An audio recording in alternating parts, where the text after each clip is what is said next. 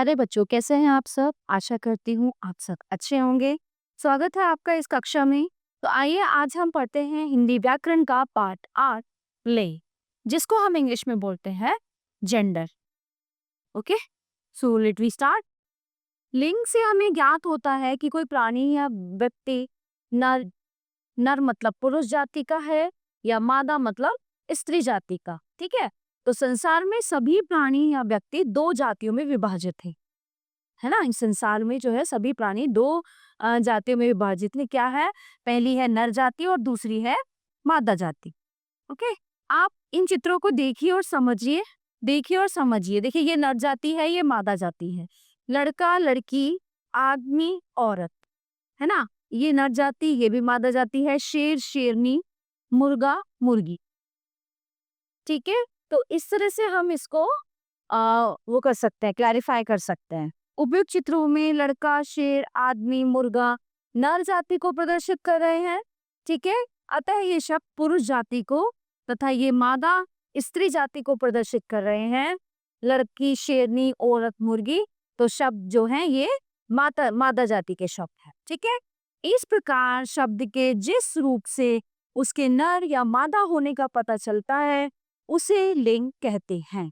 Okay, लिंग दो प्रकार के होते हैं। पहला होता है पुल्लिंग और दूसरा होता है स्त्रीलिंग। ठीक है, पुल्लिंग मतलब पुरुष, स्त्रीलिंग मतलब स्त्री, यानी कि मेल और female. Okay, now one is pulling masculine gender. जो शब्द नर पुरुष जाति का बोध कराते हैं उन्हें पुल्लिंग कहते हैं। जैसे अब यहाँ पे देखिए,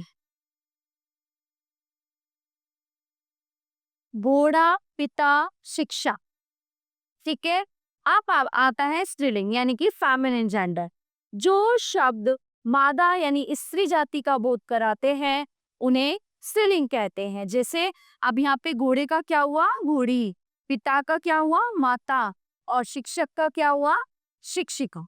तो इस तरह से ये लिंग बदल जाते हैं। ठीक है, अब आइए निम्नलिखित पुल्लिंग और स्त्रीलिंग शब्दों को याद कीजिए। चलिए मेरे साथ बुक पढ़िए। ये पुल्लिंग शब्द है, ये स्त्रीलिंग शब्द हैं।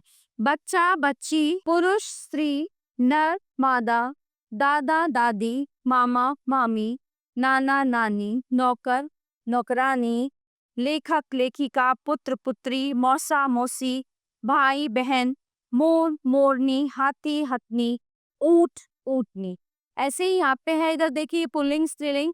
राजा, रानी, ग्वाला, ग्वालिन, सेठ, सेठानी, जेठ, जेठानी, बंदर, बंदरिया, चाचा, चाची, फूफा, फूफी, बूढ़ा, बुढ़िया, वर, वधू, बालक, बालिका, नायक, नायिका, गायक, गायिका, बकरा, बकरी, प्रधानाचार्य, और फिर इसका स्त्रीलिंग क्या होगा? प्रधानाचार्य।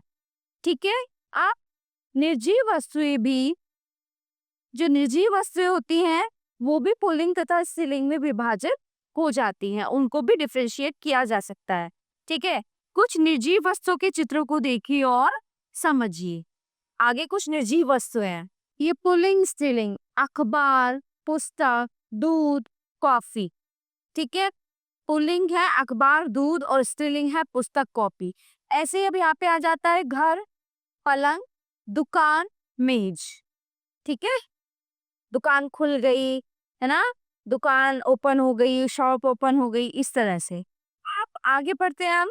इन चित्रों में अखबार, दूध, घर, पलंग पुल्लिंग है तथा पुस्तक, कॉफी, दुकान, मेज स्त्रीलिंग है।